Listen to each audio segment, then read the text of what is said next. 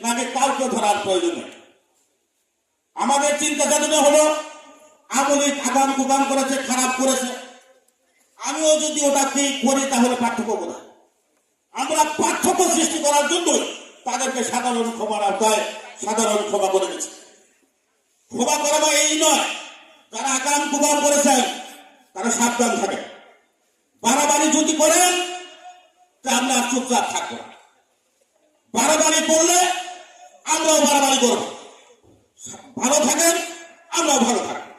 আর সাধারণ আমলি যারা করেছেন চাপে পড়ে বিভিন্ন ক্ষোভে রাগে দুঃখে, তাদেরকে আহ্বান করবো, আমাদের বিএনপিতে জায়গা আছে, বিএনপির ছায়াতলে চলে আসুন, আমরা আপনাদেরকে নিয়ে সংগঠন চালাতে চাই, সংগঠন করতে চাই।